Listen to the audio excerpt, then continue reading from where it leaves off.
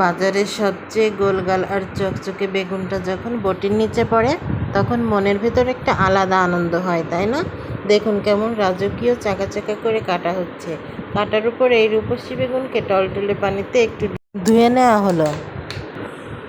শরীরটা যেন একদম চাঙ্গা হয়ে গেল। এবার আসল মেকআপের পালা। হলুদের গুঁড়ো, লাল মরিচের ঝাল আর স্বাদ মতো লবণ। এরপর হাতের আলতো ছোঁয়ায় একটু মাখিয়ে নেওয়া হলো, মশলা যেন একদম ভেতরে ঢুকে যায়।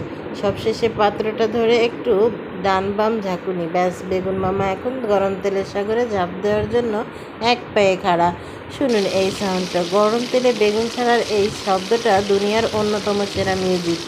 এপিট ওপিট লালচে মুচমুচে করে ভেজে তুলে নিলেই আমাদের খাস্তা বেগুন ভাজা তৈরি। কিন্তু দাঁড়ান, টুইস্টটা এখনও বাকি। বটির ডগায় চটপট কুচিয়ে নেওয়া হচ্ছে পেঁয়াজ, টমেটো, কাঁচামরিচ, সুগন্ধি ধনেপাতা। এবার সালাদ ছাড়া কি আর জমে? সামান্য লবণ আর একটু খাঁটি সরিষার তেল দিয়ে ডলে ডলে মাখিয়ে নিলেই তৈরি হয়ে যাবে সালাদ।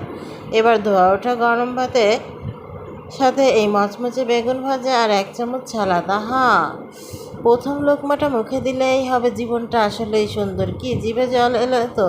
তাহলে আজই বানিয়ে ফেলুন।